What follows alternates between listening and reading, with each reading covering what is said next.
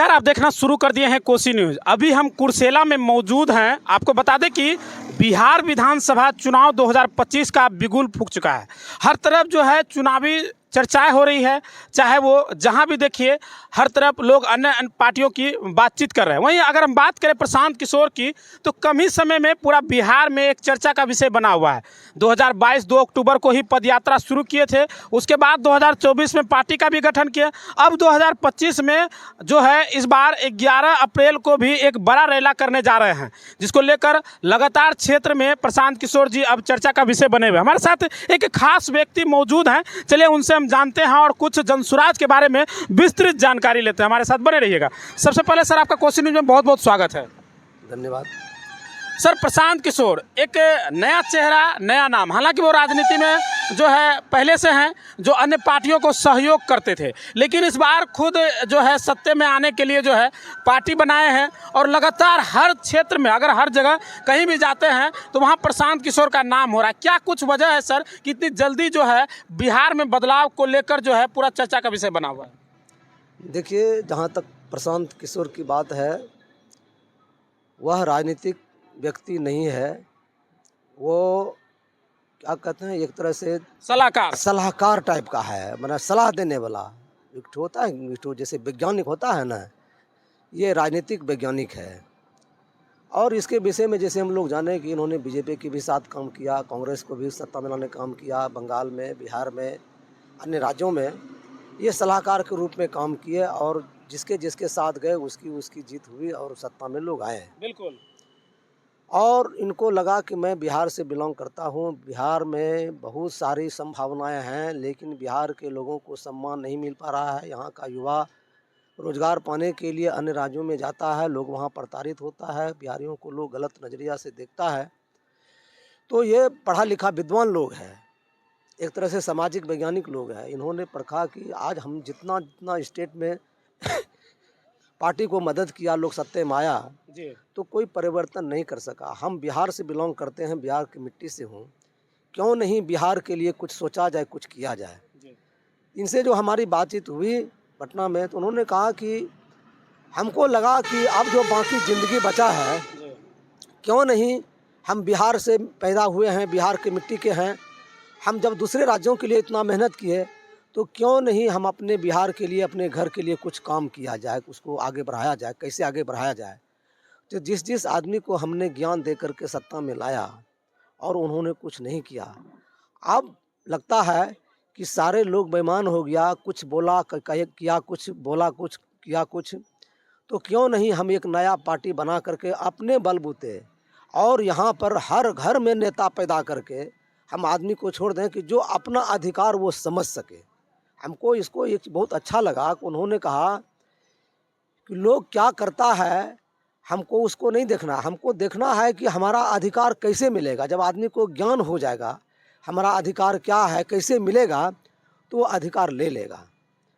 तो अब तक लोगों ने जनता को, जो नेताओं ने जो जनता को ठगा है झूठा बोल करके या नया नया प्रलोभन दे करके, तो लोग ठगा चला गया। तो इन्होंने कहा कि हम हर घर में नेता पैदा कर देंगे, और जब नेता पैदा कर देंगे, जब लोग नेता बन जाएगा, तो और सब जो लोग ठगने वाला नेता है इसको ठग नहीं पाएगा, तो खुद नेता हो जाएगा। जब खुद नेता हो जाएगा, खुद गार्जियन हो जाएगा, तब उसको पता चलेगा कि इस घर को हमको कैसे सजाना है।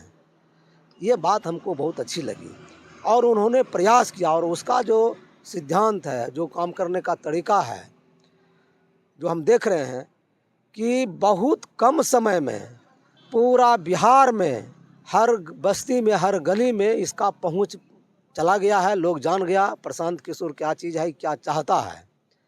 इससे प्रभावित होकर के लोग बिहार में बदलाव चाहता है, व्यवस्था परिवर्तन चाहता है। लोग इसके नेतृत्व में व्यवस्था परिवर्तन करेंगे और हमको भी उम्मीद है, विश्वास है कि व्यवस्था परिवर्तन होगा। आपसे एक सवाल है, आपने अभी अपनी बातों में ही कहा कि अन्य जो है नेता वादा करते हैं लेकिन वादा खिलाफी हो जाता है, यानी कि वो अपने वादा पे खरा नहीं उतरते हैं। प्रशांत किशोर 5 मैनिफेस्टो लेकर आए हैं, चुनावी दावा कर रहे हैं कि हमारी अगर सरकार बन जाती है तो हम ये 5 काम करेंगे, लेकिन लोग इस पर कैसे भरोसा करेंगे, क्योंकि बाकी नेताओं ने भी धोखा दिया है। देखिए, ये बात बिल्कुल आपने सही कहा। ये प्रश्न हमने प्रशांत किशोर जी से की थी कि आपके पास कौन सा ऐसा है कि जो एक झटके में ये सारा चीज़ हो जाएगा, आखिर इसका पैसा कहाँ से आएगा? और सब तो सरकार चल रहा है, उसके पास जो संसाधन है, जो उसके पास आमदनी का स्रोत है, जिस विभिन्न माध्यम से पैसा आ रहा है, तो आपके पास ऐसा कौन सा स्रोत है कि जो आप युवाओं को रोजगार दे दीजिएगा? उन्होंने कहा, देखिए, अपने बिहार में पहला अगर कमी है तो वह शिक्षा का अभाव है। सरकारी विद्यालय है, भवन बन गया, शिक्षक बहाली हो गई, लेकिन उसी गांव में, उसी शहर में प्राइवेट स्कूल भी खुला हुआ है। सरकारी विद्यालय में बच्चा पढ़ने जाता है, उसको 1 रुपया घर से नहीं लगता है, स्कूल में भोजन मिल जाता है, किताब कापी मिल रहा है, साइकिल मिल रहा है, पोशाक मिल रहा है, सब कुछ मिल रहा है, लेकिन फिर भी वहाँ बच्चा नहीं पढ़ के, जहाँ की सारा संसाधन दे रही सरकार, वहाँ बच्चा नहीं पढ़ करके प्राइवेट स्कूल में जा रहा है। इसका क्या कारण है? ये बड़ा सटीक मुद्दा है कि आखिर वही पढ़ा लिखा लोग सरकारी विद्यालय में है और वही पढ़ा लिखा लोग प्राइवेट स्कूल चला रहा है, तो वहाँ का बच्चा मेधावी हो रहा है, सरकारी विद्यालय का बच्चा, जबकि सारा संसाधन है, वहाँ का बच्चा मेधावी नहीं हो रहा है। इसके पीछे क्या कारण है? तो उन्होंने देखा कि सरकारी विद्यालय में सिर्फ जो है सर्टिफिकेट बांटा जाता है, वहाँ पढ़ाया नहीं जाता है, सर्टिफिकेट वितरण किया जाता है, और जितना शिक्षक बहाली हुई है उसमें अधिकांश शिक्षक योग्य नहीं है, उसको खुद ही जानकारी नहीं है, वो पढ़ाएगा दूसरे को क्या, दूसरे बच्चा को क्या, खुद शिक्षित नहीं है, दूसरे बच्चे को क्या शिक्षित कर सकता है? तो उसको दिमाग में आया कि अगर सरकारी व्यवस्था के भरोसे रहेंगे तो ये शिक्षा व्यवस्था सुदृढ़ नहीं होगा। तो जो प्राइवेट स्कूल में बच्चा पढ़ता है, तो वो तो गांव का जो समृद्ध लोग है, जो धनवान लोग है, उसका बच्चा प्राइवेट स्कूल में पढ़ता है, इसलिए कि वहाँ बढ़िया व्यवस्था है, बढ़िया शिक्षा है। सरकारी स्कूल में बढ़िया व्यवस्था शिक्षा नहीं है, इसलिए लोग मुखातिब हो जाता है प्राइवेट स्कूल के लिए। तो इन्होंने कहा कि हम सब 15 साल तक बच्चे को शिक्षित करने के लिए उसको हम प्राइवेट की जो स्कूल में सुविधा है, जो पढ़ाने की परंपरा है, जो प्रक्रिया है, उस आधार पर हम बच्चे को पढ़ाएंगे। तो हम लोगों ने प्रश्न किया कि आखिर इसके लिए धन कहाँ से आएगा? आपकी सरकार होगी तो आप अलग से पैसा कहाँ लाइए? सरकार तो अभी कर रहा है, तो आप भी सरकार में जाइएगा तो जो विद्यालय सरकारी है वही मास्टर है, उसी से काम लेना है, तो फिर आगे आप क्या माने कि दूसरा कोई विकल्प दिख रहा है? तो उन्होंने कहा कि बिहार में नीतीश कुमार ने शराबबंदी कानून लाया, सरकार के पास दारू से जो टैक्स सरकार के पास आती थी, जो आमदनी होती थी, वो बाधित हो गया, रुक गया, और दारू बंद नहीं हुआ, शराब बंद नहीं हुआ, धरले से शराब आज भी बिक रहा है। तो शराब बिक भी रहा है, बंदी का कोई प्रभाव भी नहीं हुआ, और राजकीय कोष का घाटा भी हो रहा है। तो उन्होंने कहा कि अगर यदि हम सरकार में आते हैं, हमारी पार्टी सरकार में आती है, तो सबसे पहले शराबबंदी कानून को हम ख़त्म कर देंगे, और उससे जो टैक्स के माध्यम से पैसा आएगा, हम किसी अन्य मद में खर्च नहीं करके सिर्फ छात्र छात्राओं के पीछे वो पैसा खर्च करेंगे। जो गार्जियन निजी स्कूल में बच्चा को पढ़ाना चाहता है, उसको उस पैसे से निजी स्कूल में बच्चे को दाखिला करा जाएगा और उसको बेहतर शिक्षा दिया जाएगा। जब वह शिक्षित हो जाएगा, बढ़िया पढ़ लिख लेगा, तो अपना अधिकार स्वतः खोज लेगा। बहुत अच्छा लगा ये उसका आइडियोलॉजी जी।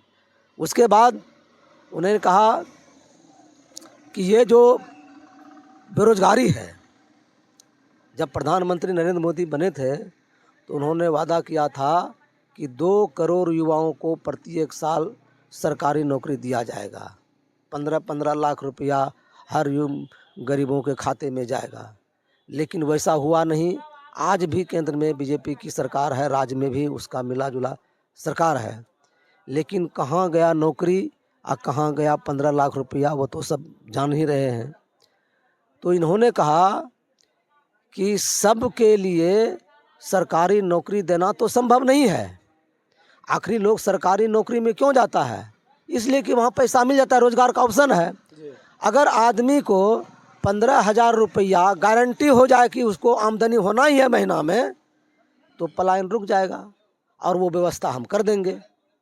वैसा मेरे पास में फार्मूला है। उन्होंने फार्मूला को लंबी बात हो जाएगी, इसलिए कि जितना बात उन्होंने कहा हम लोगों ने उससे प्रश्न किया और उन्होंने संतोषजनक जवाब दिया। हम लोग संतुष्ट हो करके आज जो है कि जनसुराज पार्टी का मान के चलिए वॉलंटियर बने हुए हैं, उसके लिए काम कर रहे हैं, जनता को बता रहे हैं। लोगों ने सबको वोट दिया, राजद को वोट दिया, कांग्रेस को वोट दिया, बीजेपी को वोट दिया, जदयू को वोट दिया। आप देख ही रहे हैं क्या फलाफल है। जैसे चल रहा था आज भी वैसे चल रहा है। भ्रष्टाचार रुका नहीं, बेरोजगारी रुका नहीं, गरीबी रुका नहीं। देहातों में कुछ है देखने का, सरकार कुछ बोलती है, भ्रष्टाचार चरम सीमा पर है, करप्शन। तो इसमें जो लोग छन करके ईमानदार लोग जाएंगे तो भ्रष्टाचार पर भी अंकुश लगेगा। ये सारी बातें होगी जी। हम लोग उसके लिए प्रयास कर रहे हैं। बहुत बहुत धन्यवाद सर। परिचय आपका जानना चाहेंगे? मेरा नाम महेश्वरी पासवान हुआ, मैं राज्य कमेटी का पार्टी का सदस्य हूँ। चलिए, बहुत बहुत धन्यवाद। तमाम चीज़ों का अपडेट जो है हम कुर्सेला से ले रहे थे। कैसा लगा वीडियो कमेंट जरूर कीजिएगा। अपने घर को दें नई रौनक, लगाएं जॉनसन्स टाइल्स। हमारे यहाँ टाइल्स, मार्बल, ग्रेनाइट एवं CPN सैनिटरी आइटम उचित मूल्य पर उपलब्ध है। विजिट माई शॉप, न्यू माँ काली ट्रेडिंग। हमारा पता है नया चौक कुर्सेला, बैंक ऑफ इंडिया के निकट।